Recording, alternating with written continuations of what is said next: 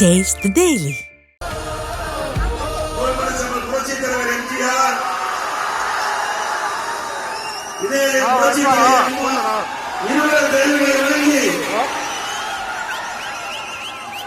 இந்த தேர்தல் பிரச்சார கூட்டணி நிகழ்ச்சியிலே வெயிலையும் பொருட்படுத்தாமல் கடலூர் நகரமே குலுங்கின்ற அளவிற்கு மக்கள் வெள்ளத்தை குளிர்கின்ற அத்தனை பெரியவர்களுக்கும் தாய்மார்களுக்கும் வணக்கத்தை தெரிவித்து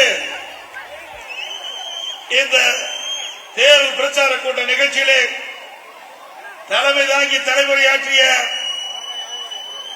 இந்த மாவட்டத்துடைய அப்படியே கொஞ்சம் வழி விட்டுருங்கம்மா, கொஞ்சம் வழி விடுங்க, போகட்டும், ஆம்புலன்ஸ் போகட்டும், ஆம்புலன்ஸ் போகட்டும், கொஞ்சம் வழி விடுங்க, கொஞ்சம் மெதுவா போப்பா. தலைமுறையாற்றிய முன்னாள் அமைச்சர் மாவட்ட கழக செயலாளர் அறிவுசார் MC சம்பத் அவர்களே, இந்த மாவட்டத்தின் பொறுப்பாளர் முன்னாள் அமைச்சர் சிறுபான்மை பிரிவினுடைய செயலாளர் சகோதரர் திரு S. அப்துல் ரஹீம் அவர்களே, முன்னாள் அமைச்சர் முன்னாள் MP சகோதரர் தாமோதரன் அவர்களே, முன்னாள் MLA சகோதரி திருமதி சத்யா பன்னீர்செல்வம் அவர்களே, மற்றும் வருகின்ற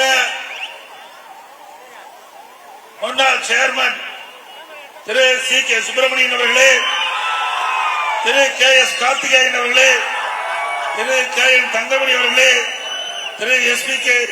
சீனு வாசராஜ் அவர்களே, திரு R.V.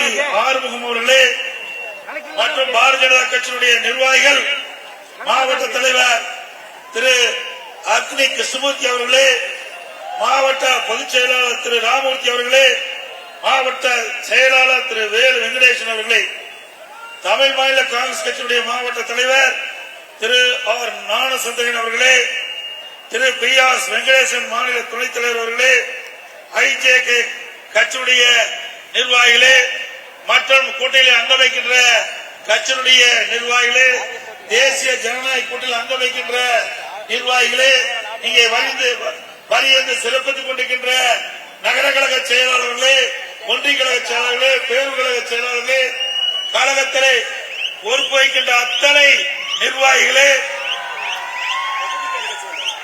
பகுதி கழக செயலாளர்களே, வட்டக்கழக செயலாளர்களே, வார்டு கழக செயலாளர்களே, கிளைக்கழக செயலாளர்கள், ஒட்டுமொத்த கழக நிர்வாகிகளே, கழக உடன்பிறப்புகளே, வாக்கா வருவர்களே, விவசாயிகளே, விவசாய தொழிலாளர்களே, வியாபாரிகளே, பத்திரிகையாளர்களே, ஊடகங்களே, அத்தனை பேருக்கும் என்னுடைய முதற்கண் வணக்கத்தை உரித்தாக்கி, இன்றைக்கு அதிமுக ஆட்சி இருந்தது, அம்மா முதலமைச்சர் இருந்த பொழுது தானே புயல் வந்தது, இந்த கடலூர் மாவட்டத்தையே புரட்டி போட்டு போயிட்டு, அந்த அளவுக்கு கடுமையான சேதம், நகரத்திலிருந்து கிராமம் வரை மரங்கள் அத்தனையும் அடியோடு வேரோடு சாஞ்சு போச்சு. அதை சீர் செஞ்சோம். வேளாண் பெருமக்கள் பெரும் நஷ்டத்துக்குள்ளாயிட்டாங்க. முந்திரி தோப்பு எல்லா மரமும் உடைஞ்சு போச்சு. பலாமரம் உடைந்து போய்விட்டது.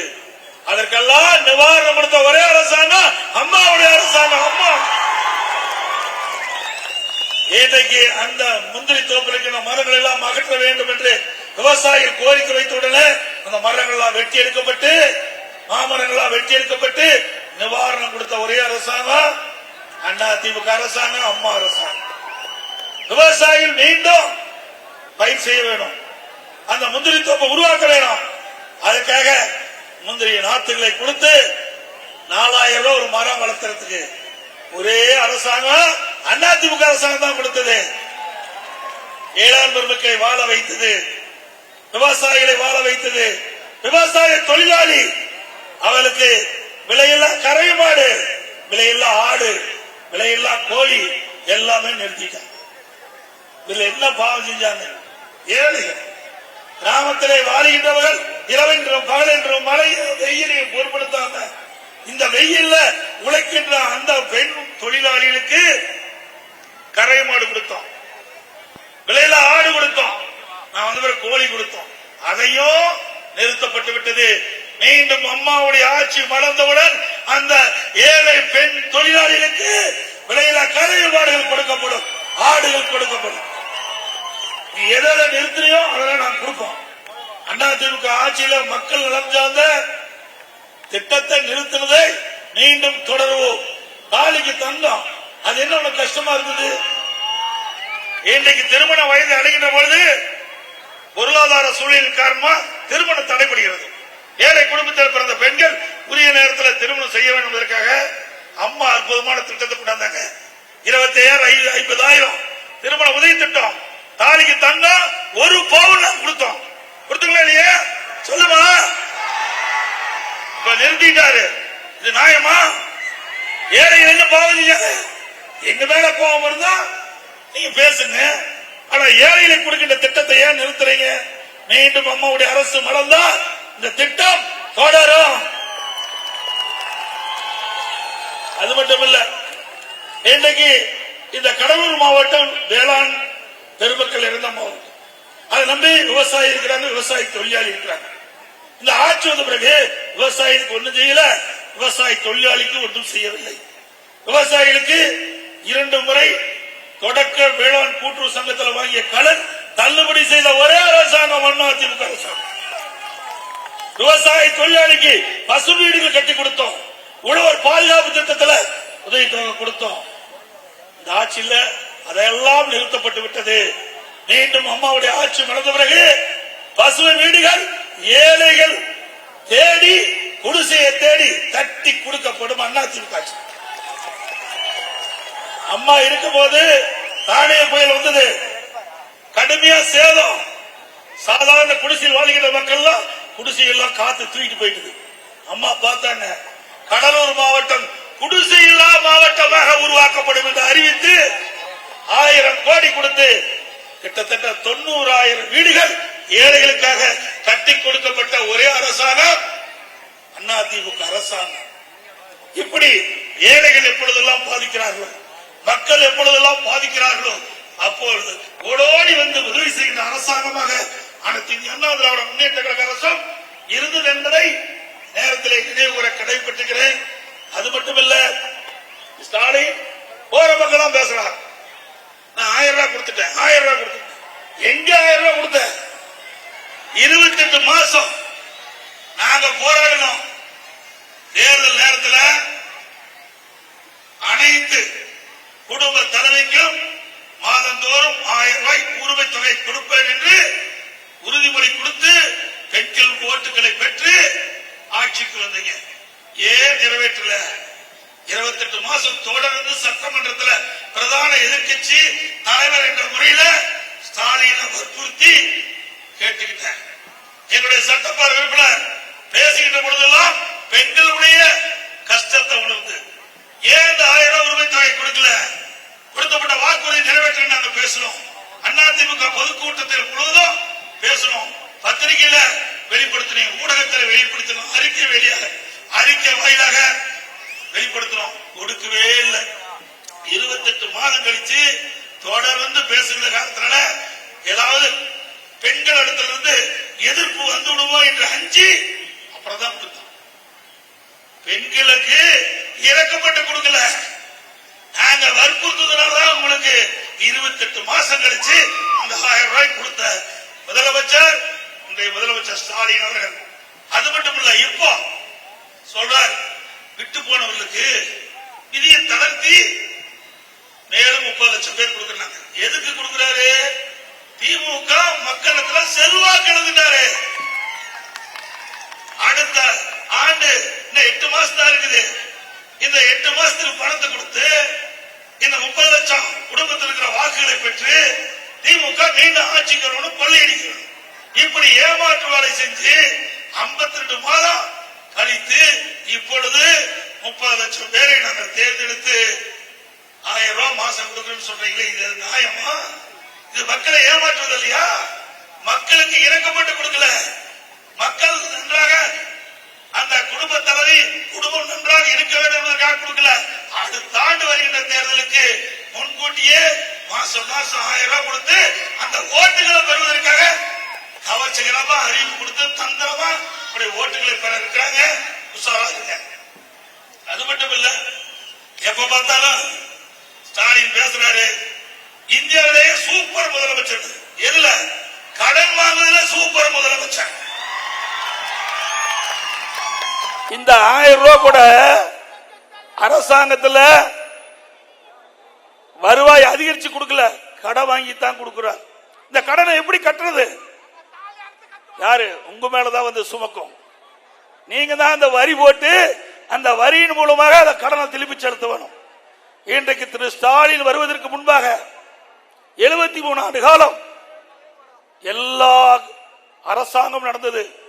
காங்கிரஸ் ஆட்சி, திமுக ஆட்சி, அண்ணா திமுக ஆட்சி, மீண்டும் திமுக ஆட்சி, அண்ணா திமுக ஆட்சி, மாறி மாறி ஆட்சி செய்தகள். 73 ஆண்டு காலத்தில் 5,18,000 கோடி தமிழ்நாட்டுடைய கடன் 2021ஆம் ஆண்டு. அதிலிருந்து திரு ஸ்டாலின் முதலமைச்சரான பிறகு இந்த 4 வருஷத்துல கடன் வாங்கினது 4,38,000 கோடி கடன் வாங்கியிருக்கார். 4 வருஷத்துல 4,38,000 கோடி கடன் வாங்கியிருக்கிறாருங்க. இந்த ஆண்டு 25-26ஆம் ஆண்டு சட்டமன்ற தேர்தல் வருவதற்குள்ள 1,00,000 கோடி கடன் வாங்குவதாக திட்டம் தீட்டப்பட்டிருக்கிறது. அப்படின்னா 5,38,000 கோடி 5 வருஷத்துல கடன் வாங்கி இந்தியாவிலேயே கடன் வாங்குதல முதல் மாநிலம். கடன் வாங்குதல இதுக்காக கூட ஆட்சி கொடுத்தாங்க. ஏப்பா, இதுக்காக ஆட்சி கொடுத்தாங்க. பிறக்கிற குழந்தைக்கு முதலானது 1 லட்சம் கடன். குழந்தை பிறக்கும் போது கடனோடு தான் பிறக்குது. இப்படி கடன் மேல் கடன் வாங்கி மக்கள் மீது வரி சுமத்தி தான் இந்த கடனை திருப்பி அடைக்க முடியும். கடன் கொடுக்கணும் சாதாரண கடன் கொடுப்பது கிடையாது. உலக வங்கி பல்வேறு நாடுகள் இருந்து கடனை வாங்கி திட்டங்களை செயல்படுத்துறோம். அதற்கு வட்டி கட்ட வேணும், வாங்கின பணத்தை திருப்பி செலுத்த வேணும். எப்படி பண்ண முடியும்? ஏற்கனவே 5,18,000 கோடி கடன். இப்போ 5 வருஷம் நிறைவு பெறுகிற பொழுது 5,38,000 கிட்டத்தட்ட பாத்தீங்கன்னா எவ்வளவு? கிட்டத்தட்ட 10,46,000 கோடி என்று கருதுறேன். இப்படி கடன் மேல் கடன் வாங்கி நாட்டு மக்களை கடனிலே தத்தளிக்க விட்ட அரசாங்கம் திமுக அரசாங்கம். இது தேவையா? தேவைங்களா? இப்போ இந்த கடலூர் நகரத்தில் இதுக்கெல்லாம் வரி போட்டார். வீட்டுக்கு 100% வரி. 1000 ரூபாய் வீட்டு வரி கட்டினா இப்போ 2000 ரூபாய் கட்டணும். இங்க இருக்கிற கடைக்கு திமுக அண்ணா திமுக ஆட்சியில் 1000 ரூபாய் கடை வரி இருந்தா 180% உயர்த்தி 2,500 ரூபாய் கட்ட வேணும். கரண்ட் பில், கரண்ட தொட்டா தான் ஷாக் அடிக்கும். கரண்ட் பில்ல கேட்டாவே ஷாக் அடிக்குது. திமுக ஆட்சியில் 52% கரண்ட் பில் உயர்ந்துட்டது. வருஷம் 5% கரண்ட் சார்ஜ் உயர்த்தப்படும் என்று அறிவிப்பு கொடுத்து 2 வருஷமா கரண்ட் சார்ஜ் 10% உயர்த்திட்டீங்க. இப்படி ஆட்சிக்கு வந்த பிறகு மக்கள் மீது மிகப்பெரிய சுமையை சுமத்திட்டு இருக்கிறீங்க. குடிநீர் வரி போதாததுக்கு குப்பை வரியும் போட்டார். குப்பைக்கு கூட வரி போட்ட ஒரே அரசாங்கம் திமுக அரசாங்கம். இந்த அரசாங்கம் வேணுங்களா? மக்களை துன்பப்படுத்துகின்ற அரசாங்கம் தேவையா? அப்புறம் தேர்தல் நேரத்தில் சொன்னாரு, திராவிட முன்னேற்ற கழகம் ஆட்சிக்கு வந்தா கிராமப்புறத்தில் 100 நாள் வேலை திட்டத்தை 180 நாளாக உயர்த்தப்படும். அதில் பணிபுரிகின்ற ஊழியர்களுக்கு ஊதியம் உயர்த்து வழங்கப்படும் சொன்னாங்க. இப்போ ஏற்கனவே 100 நாள் வேலை செய்து வந்த அந்த தொழிலாளர்களுக்கு நாட்கள் குறைக்கப்பட்டு 50 நாட்கள் ஆகிட்டார். 100 நாள் கிடைத்திட்டு வந்த அந்த வேலை இப்போ 50 நாள் தான் கிடைக்குது. இதுதான் திமுக. சொன்னதை செய்யவே மாட்டாங்க. மக்களை ஏமாற்றி வாக்குகளை பெறுவதிலே விஞ்ஞான மூளை படைத்த ஒரே கட்சி திமுக கட்சி, திமுக தலைவர். இன்னொன்னு சொல்றாரு, திமுக ஆட்சியில் நிறைய திட்டங்களை கொண்டாந்துட்டாங்க. தினம் வருவார், அப்படி கோட் ஷூட் போட்டு வருவார். அப்படியே பத்திரிகையில் வரும், ஊடகத்தில் வரும், ஒரு பேரை வைப்பாரு, அதோட முடிஞ்சு போச்சு. ஒரு திட்டத்தை அறிவிப்பார், அதுக்கு ஒரு குழு போட்டுருவார். இது வரைக்கும் 52 குழு போட்டிருக்காரு. 52 திட்டத்தை அறிவிச்சு 52 குழு போட்டு அந்த குழு போட்டா அதோட முடிஞ்சு போச்சு. இப்படி அவல ஆட்சி செய்கின்ற ஒரே அரசாங்கம் திமுக அரசாங்கம். இதெல்லாம் எதற்காக சொல்லிட்டு என்றால் மக்களுக்கு தெரிய வேண்டும் என்பதை நேரத்தில் சுட்டிக்காட்ட விளைகின்றேன். அது மட்டுமல்ல, அனைத்து இந்திய அண்ணா திராவிட முன்னேற்ற கழக ஆட்சியில் இன்றைக்கு குடிமராமத்து திட்டத்தை கொண்டு ஏரி குளம் குட்டை அனைத்து பகுதியிலும் தூர் வாரப்பட்டது. முழுக்க முழுக்க விவசாய பங்களிப்போடு அந்த ஏரி குளம் குட்டையில அள்ளுகின்ற வண்டல் மண் விவசாயியுடைய நிலத்திற்கு இயற்கை உரமா பயன்படுத்திட்டது. ஒன்று ஏரி ஆழப்படுத்தப்பட்டது, மற்றொன்று விவசாயியுடைய நிலம் பண்படுத்தப்பட்டு விளைச்சல் அதிகமாக கிடைச்சது. இப்படி அற்புதமான திட்டத்தை கொண்டு வந்தோம், அதையும் கைவிட்டுட்டாங்க. ஏன்னா மழை காலத்தில் பெய்கின்ற நீர் சேமித்து வைக்கணும், அப்பதான் விவசாய செழிக்கும், குடிப்பதற்கு தேவை நீர் கிடைக்கும். இதெல்லாம் அதிமுக ஆட்சியிலே நாங்கள் நிறைவேற்றப்பட்ட என்ற செய்தியை நேரத்தில் தெரிவிக்க விரும்புகிறேன். இதுல தான் எப்படின்னா, அவருடைய மகன் திரு உதயநிதி அவர்கள் ஒரு திரைப்பட விநியோகத்தை வச்சிருக்கார், ரெட் ஜெயிண்ட் மூவிஸ் வச்சிருக்கார். அவர் என்ன பண்றாரு, இந்த பட தயாரிப்புறாங்க பாத்தீங்களா, அதெல்லாம் அடிமாட்டு விலைக்கு வாங்கி வெளியிடுறது. அரசாங்கத்தை விட்டு வைக்கல, திரைப்பட துறையை விட்டு வைக்கல. கிட்டத்தட்ட விற்பனை ஆகாம படம் தயாரிக்கப்பட்டு 120 படம் பெட்டியில தூங்குது. வித்தா எனக்கு தான் கொடுக்கணும், உதயநிதி ஸ்டாலின் என்னுடைய கம்பெனிக்கு தான் கொடுக்கணும், ரெட் ஜெயிண்ட் கம்பெனிக்கு தான் கொடுக்கணும் அப்படின்னு சொல்லி 12 கோடிக்கு படம் தயாரிச்சிருந்தா 8 கோடி கேட்கிறாங்க. எப்படி கொடுப்பாங்க? பெரும் நஷ்டமாயிரும். அதனால திரைப்படத்தையும் விட்டு வைக்கல. எதுலெல்லாம் கொள்ளையடிக்க முடியுமோ அதையெல்லாம் கண்டு கொள்ளையடிக்கின்ற கொள்ளை கூட்டம் திமுக அரசாங்கம் என்பதை நேரத்தில் நினைவு கூற வேண்டும். அதோட இன்னைக்கு எதுல பார்த்தாலும் கமிஷன், கலெக்ஷன், கரப்ஷன் எல்லா துறையிலும் நடக்குதுல்ல இல்லையா? உதாரணத்துக்கு இன்றைக்கு டாஸ்மாக் கடைக்கு போனா 10 ரூபா சேர்த்து கொடுத்தா தான் பாட்டில் கிடைக்கும். ஒரு நாளைக்கு 1.5 கோடி பாட்டில் விற்குது. அப்படின்னா ஒரு நாளைக்கு 1.5 கோடி ரூபாய் இந்த டாஸ்மார்க்ல விற்பனை செய்யப்படக்கூடிய இருந்து மேலிடத்துக்கு போதுங்கிறாங்க. அது எந்த மேலிடம்னு தெரியல. மாசத்துக்கு கிட்டத்தட்ட 450 கோடி, வருஷத்துக்கு கணக்கு போட்டுங்க 5400 கோடி. இந்த 10 ரூபா வசூல் பண்றதுலயே டாஸ்மாக் அந்த மேலிடத்திற்கு 5400 கோடி லஞ்சம் போயிட்டு இருக்குது. மிகப்பெரிய ஊழல். அண்மையிலே அமலாக்கத்துறை கண்டுபிடித்து சுமார் 1000 கோடிக்கு இதுவரை ஊழல் கண்டுபிடிக்கப்பட்டிருக்கிறது. மேலும் 40,000 கோடி இந்த ஆட்சி அமைந்த பிறகு இந்த துறையில் ஊழல் நடந்திருப்பதாக கணக்கிட்டு இருக்காங்க. அதெல்லாம் வெளியே வரும்போது பெரிய பெரிய திமிங்கலம் மாட்டும். பெரிய அது யாரு நீங்களே முடிவு பண்ணீங்க. அடுத்த 2026ஆம் ஆண்டு தேர்தல் வரும்போது பல பேர் பத்திரமா இருப்பாங்க, இருக்கிற இடத்துல பத்திரமா பாதுகாப்போட இருப்பாங்க. அது வரைக்கும் போடுறாங்க ஆட்டம். உடைய ஆட்டம் பாட்டம் எல்லாம் இன்னும் 8 மாசம் தான். 8 மாசம் தான் உடைய ஆட்டம் பாட்டம் இருக்கும்.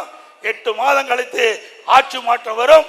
ஒரு சிறப்பான ஆட்சி அதிமுக அரசு அமைக்கப்படும். அதோட விலைவாசி உயர்வு நீங்க பாத்தீங்கன்னா இன்னைக்கு அரிசி விலை அதிமுக ஆட்சியில 2021 பச்சரிசி சாப்பாட்டு அரிசி 50 ரூபாய்க்கு 1 கிலோ விற்றது. இப்ப 77 ரூபாய்க்கு விற்கிறது. 1 கிலோ அரிசி 77 ரூபா. 27 ரூபா இந்த 5 ஆண்டுல 4 ஆண்டுல விலை உயர்ந்திருக்குது. பொன்னி புழுங்கல் அரிசி 1 கிலோ கிட்டத்தட்ட 50 ரூபா இருந்தது, இப்ப 72 ரூபாய்க்கு விற்குது. 22 ரூபா அதிகம்.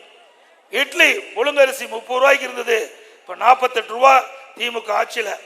கடலை எண்ணெய் அதிமுக ஆட்சியில 1 கிலோ 130 ரூபா, இப்ப 190 ரூபாய்க்கு விற்குது. நல்லெண்ணெய் 1 கிலோ 250 ரூபா அதிமுக ஆட்சியில, இப்ப 400 ரூபாய்க்கு 1 கிலோ விற்குது. துவரம்பருப்பு 1 கிலோ 74 ரூபாய்க்கு விற்றது, இப்ப 130 ரூபாய்க்கு விற்குது. உளுத்தம்பருப்பு 79 ரூபாய்க்கு அதிமுக ஆட்சியில விற்பனை செய்தது, இப்ப 120 ரூபாய்க்கு விற்குது. இப்படி நாம் வாங்கி அன்றாட பயன்படுத்தக்கூடிய உணவுப் பொருட்களுடைய விலை விண்ணை முட்டிக்கிட்ட அளவுக்கு உயர்ந்துட்டது. இதையெல்லாம் குறைப்பதற்கு இந்த அரசு நடவடிக்கை எடுக்கல. எந்த அரசு சிறந்த அரசு என்பதை நீங்களே முடிவு செய்யுங்க. அதிமுக ஆட்சியில விலை பட்டியல கொடுத்திருக்கிறேன், திமுக ஆட்சியில விலைப்பட்டியல கொடுத்திருக்கிறேன். அப்ப அண்ணா திமுக ஆட்சிக்கு திமுக ஆட்சிக்கு ஒப்பிட்டு எந்த ஆட்சி சிறந்த ஆட்சி என்பதை நீங்கள் தேர்வு செய்யுங்கள். உங்களை எல்லாம் வந்து சந்திக்கின்ற பொழுது ஏமாத்தி வாக்குகள் வாங்குவதற்காக அல்ல, நடந்த சம்பவம் சொல்லுகிறேன். இங்க போய் வீட்டில் நிம்மதியா ஓய்வு எடுக்கின்ற பொழுது நான் பேசிய கருத்துக்களை நினைவு கொண்டு அண்ணா திமுக ஆட்சி எப்படி சிறந்த ஆட்சி, திமுக ஆட்சி எப்படி அவலாட்சி கம்பேர் பண்ணுங்க, அப்புறம் எங்களுக்கு ஓட்டு போடுங்க. அப்படித்தானே கேட்கிறோம். ஏன்னா மக்கள் பிழைக்க வேண்டும், மக்கள் வாழ வேண்டும். அதுதான் ஒரு அரசாங்கம். அதோட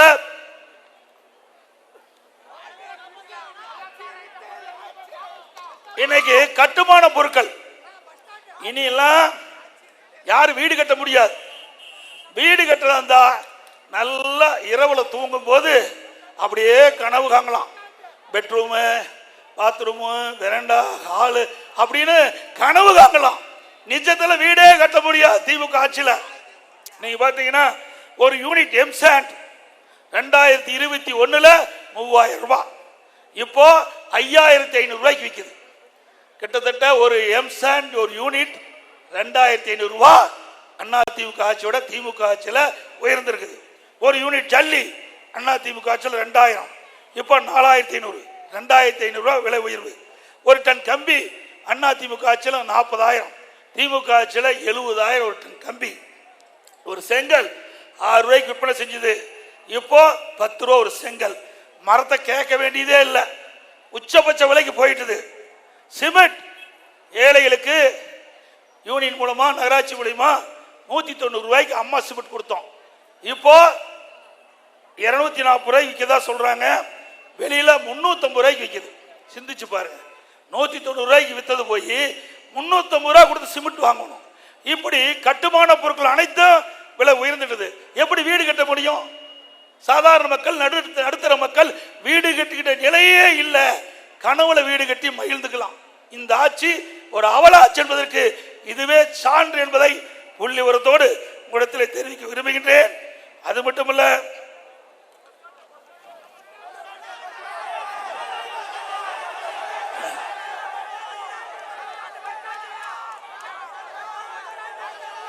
கடைசியா பேசுறப்பா. அது மட்டுமல்ல, நீங்க கேட்டுக்கொண்டிருக்கீங்க, இந்த கடலூர் நகரத்தில் மாவட்ட ஆட்சியாளர் அலுவலகத்துக்கு அருகில அண்ணா திமுக ஆட்சி இருக்கின்ற பொழுது அறிவிச்சவர் MC சம்பத் அவர்கள் அமைச்சராக இருந்த காலத்தில் ஒரு 18 ஏக்கர் நிலத்தை கையகப்படுத்தி பிரம்மாண்டமான நவீன பேருந்து நிலையம் அமைக்கப்படும் என்ற அறிவிப்பு கொடுத்து அரசாணை வெளியிட்டோம். திமுக ஆட்சிக்கு வந்த பிறகு அதை அமைச்சர் தொகுதிக்கு கொண்டு போனதாக பரவலா பேச்சு, வேலை ஆரம்பிச்சிட்டதாக எனக்கு வந்த தகவல். இது கண்டிக்கத்தக்கது. கடலூர் நகரத்தில் இந்த பேருந்து நிலையம் அமைச்சாதான் அனைவருக்கும் நலன். நகர மக்களுக்கும் சரி, கிராமத்திலிருந்து நகரத்துக்கு வந்தாலும் எளிதா வந்துட்டு போலாம். நகரத்திலிருந்து 10 கிலோமீட்டர் தள்ளி இந்த மாவட்டத்துடைய அமைச்சர் தொகுதியிலே கட்டுவது கண்டனத்துக்குரியது. ஒருபோதும் ஏற்றுக்கொள்ள முடியாது. திமுக ஆட்சிக்கு வந்தாலே இப்படித்தான் இருப்பாங்க. அவருடைய சுயநலம் தான் முக்கியம். ஓட்டு போட்ட மக்களை சிந்திக்க மாட்டாங்க, அவளுடைய குடும்பத்தை சிந்திப்பார்கள். அவளுக்கு என்ன வருமானம் வருது என்பதுதான் சிந்திப்பார்கள். அது மட்டுமல்ல, மக்களுக்காக அரசாங்கம், அரசாங்கத்துக்காக தான் மக்கள் இருப்பதாக திமுக ஆட்சியினுடைய நிலை. மக்களுடைய உணர்வுகளை புரிஞ்சு இதை கைவிட வேண்டும் என்று இந்த கூட்டத்தின் வாயிலாக இந்த அரசை கேட்டுக்கொள்கிறேன். அது மட்டுமல்ல, காலையிலே இந்த பகுதியில் இருக்கின்ற பொதுநல சங்கத்தை சேர்ந்த தலைவர் பேசும்போது சொன்னார், வருகிற 15ஆம் தேதி இந்த பேருந்து நிலைய மாற்றத்தை குறித்து இதே இடத்தில் பேருந்து நிலையம் அமைய வேண்டும் என்று ஒரு அறவழி உண்ணாவிரத போராட்டத்தை துவங்கப்படும் என்று சொன்னார். அதுக்கு அனைத்து இந்திய அண்ணா திராவிட முன்னேற்ற கழகம் துணை நிற்கும், ஆதரவு கொடுக்கும். அதோட இன்றைக்கு மீனவர்களுக்கு நிறைய திட்டத்தை அதிமுக ஆட்சியில் கொண்டாந்தோம். மீன்பிடி தடை காலத்தில் அதனுடைய 7 விழுக்காடு கொடுக்கப்பட்ட வந்த நிதி உயர்த்தப்பட்டது. மேலும் நிதி உயர்த்த வேண்டும் சொல்லிக்கிறீங்க. அதிமுக ஆட்சிக்கு வந்தா அந்த மீன்பிடி தடை காலத்தில் வழங்கப்படுகின்ற அந்த நிதி உயர்த்தி வழங்கப்படும். அதோட டீசல் மானியம் கேட்டிருக்கிறாங்க. ஏற்கனவே டீசல் மானியம் வழங்கப்பட்டு வருகிறது. அதுவும் சூழ்நிலைக்கு தகுந்தவாறு டீசல் மானியத்தையும் மீனவ பெருமக்கள் உயர்த்தி வழங்குவதற்கான நிலை உருவாக்கப்படும் என்ற நேரத்தில் தெரிவித்துக் கொள்கின்றேன். அதோட கடலூர் மாவட்டத்தில் அதிமுக ஆட்சி இருக்கின்ற பொழுது கடலூர் மாவட்ட ஆட்சியாளர்களும் 27 கோடியில் கட்ட கொடுத்தோம். இங்கே காவிரி கூட்டு குடி திட்டம் 260 கோடியில் கட்டி முடிக்கப்பட்டு பாதுகாப்பான குடிநீர் வழங்கிய அரசாங்கம் அதிமுக அரசாங்கம். கடலூர் மாவட்டத்தில் அடிக்கடி ஏற்படும் புயல், பெருமழை, பெருவெள்ளம் போன்ற இயற்கை சீற்றங்களை மின்தடை அடிப்படை ஏற்படுது.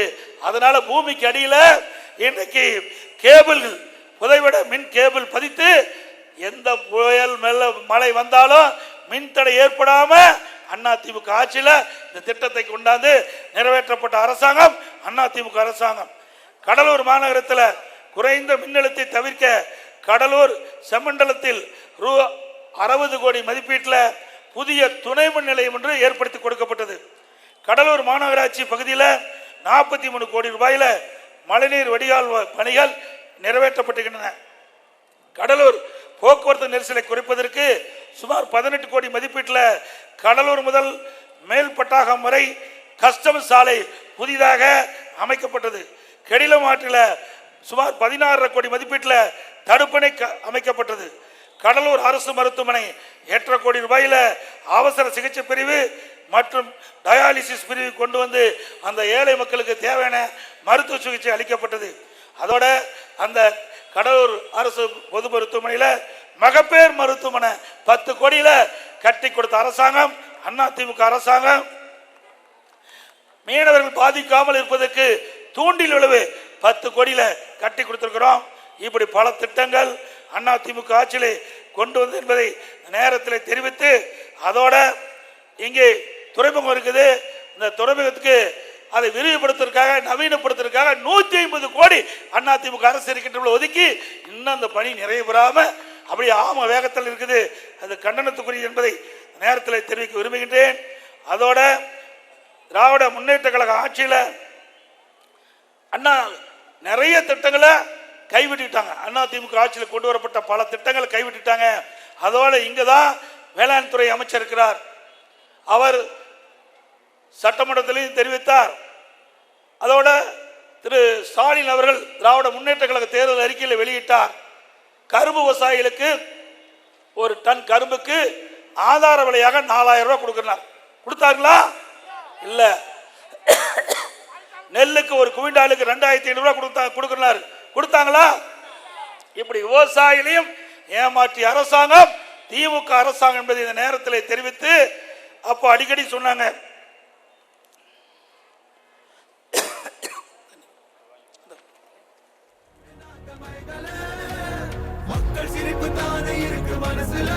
இப்போ உங்களுடன் ஸ்டாலின் இது வரைக்கும் அவர் உங்களோட இல்ல.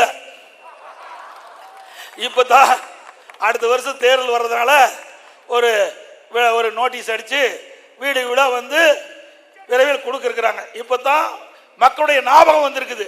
4.5 வருஷத்துக்கு பிறகு உங்களுடைய ஸ்டாலின் என்று ஒரு பிட் பேப்பர் அடிச்சு அதுல குறிப்பிடுறார்.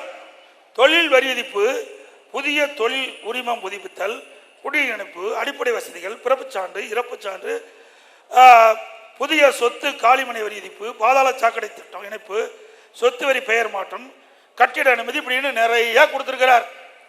எப்போ 4.5 ஆண்டு காலம் இந்த மக்கள் மீது அக்கறை வராத ஒரு முதலமைச்சர் இன்றைய முதலமைச்சர். நாம சொல்லல, ஏன் இத்தனை வருஷம் செய்யல? ஓட்டு போட்டு தேர்ந்தெடுத்த மக்கள் ஏன் நீங்க மறந்தீங்க? அந்த மக்களுடைய பிரச்சனை நீங்களே சுட்டி காட்டியிருக்கிறீங்க. நாங்க ஒன்னும் எதிர்கட்சி என்ற முறையில் நாங்க சொன்ன வேண்டும் என்று எடப்பாடி பழனிசாமி பேசுறான்னு சொல்லுவீங்க. உங்களுடைய அடிக்கப்பட்ட இந்த விளம்பர நோட்டீஸ்ல இதையெல்லாம் கொடுத்திருக்கிறீங்க.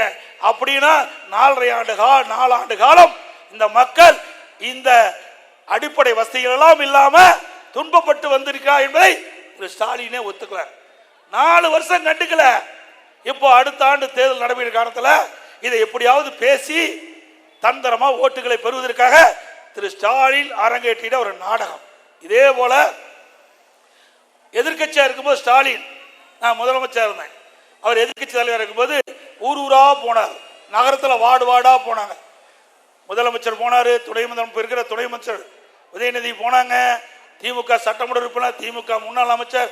அங்க ஒரு திட்டு கண்டா பெட்ஷீட்டை போட்டு அமர்ந்து அந்த ஊர் மக்கள் எல்லாம் கூப்பிட்டு உங்களுக்கு என்ன குறை இருக்குது, அந்த குறைய ஒரு தாள் எடுத்து எழுதி ஒரு பெட்டி வைக்கிற, பெட்டிகளை போடுங்க, பெட்டியை பூட்டி சீல் வச்சு நான் எடுத்துக்கிட்டு போய் திமுக ஆட்சிக்கு வந்த உடனே சீலை உடைச்சு பெட்டியை திறந்து அந்த நீங்க கொடுத்த மனுவை படிச்சு பார்த்து தீர்வுகான்னு சொன்னாங்க. இப்ப என்ன ஆச்சு, இவ்வளவு பிரச்சனை இருக்குது, இதையெல்லாம் தானே எழுதி பொட்டியில போட்டாங்க. இப்ப சாவி தொலைஞ்சு போச்சு, ஸ்டாலின் தேடிட்டு இருக்கார். சாவி தொலைஞ்சு போச்சு, ஸ்டாலின் தேடிட்டு இருக்கார். ஆக எப்படியெல்லாம் மக்களை ஏமாற்றுகிறார் என்பதை மக்கள் உணர வேண்டும். அத்தனையும் பொய். அது மட்டும் இல்ல, வீடு வீடா வந்து உறுப்பினர் திமுக உறுப்பினர் சேர்த்துறார். இதுவரைக்கும் தமிழ்நாட்டில் எந்த கட்சியில யாரு வேணாலும் உறுப்பினர் சேர்த்தலாம், விரும்பலாம், அப்படித்தான் இருந்தது. இந்த விருப்பப்பட்டவங்க அந்த கட்சியில சேர வேண்டும்னா அந்த கட்சியுடைய படிவத்தை வாங்கி பூர்த்தி செஞ்சு கொடுப்பாங்க. ஆனா திமுக மக்களுடைய செல்வாக்கு இழந்துட்டாங்க. திமுக உறுப்பினர் குறைஞ்சு போச்சு, வேற வழி இல்ல, வீடு வீடா போய் கதவை தட்டி பிச்சை எடுக்கிற மாதிரி கதவை தட்டி என் கட்சியில சேருங்க, திமுக கட்சியில் உறுப்பினர் சேருங்க. அப்படி சேரலினா உங்களுக்கு மாதந்தோறும் கொடுக்கிற 1000 ரூபாய் நிறுத்திடுவேன், முதியோருக்கு 1000 ரூபாய் பென்ஷன் கொடு, அதையும் நிறுத்திடுவேன். அதோட ஏதாவது நலத்திட்ட உதவி பெற்றீங்களா அதுவும் நிறுத்திடுவேன். இப்படி மக்களை மிரட்டி இன்றைக்கு திமுக கட்சி உறுப்பினர் ஆவது வெட்கக்கேடு. ஆக இப்படிப்பட்ட ஒரு கட்சி இருக்குதுன்னா அது தமிழ்நாட்டில் இருக்கிற திமுக கட்சி தான். ஆகவே மக்கள் செல்வாக்கு இருந்திருக்கின்ற கட்சி, மக்களுக்கு துரோகம் விளைக்கின்ற கட்சி, மக்கள் விரோத ஆட்சி, மக்கள் கொதித்து எழுந்து கொண்டிருக்கிறார்கள். அதையெல்லாம் அறிந்துதான் இப்படிப்பட்ட திட்டத்தை தீட்டி மக்களை அணுகி மக்களை ஏமாற்றி வாக்குகளை பெற இருக்கிறார் என்பதை நேரத்தில் சுட்டிக்காட்டி இன்றைக்கு ஸ்டாலின் அரசு ஃபெயிலியர் அரசு ஆகி போச்சு. ஸ்டாலின் அரசு ஃபெயிலியர் மாடல் அரசு. ஸ்டாலின் அரசு அதே போல மாறட்டும் மக்களின் நிலை, மாறட்டும் மக்களின் நிலை, வெல்லட்டும் இரட்டை இலை, வெல்லட்டும் இரட்டை இலை. மக்களை காப்போம், தமிழகத்தை மீட்போம், மக்களை காப்போம், தமிழகத்தை, மக்களை, தமிழகத்தை, மக்களை, தமிழகத்தை. நன்றி, வணக்கம். பை ஸ்டாலின்.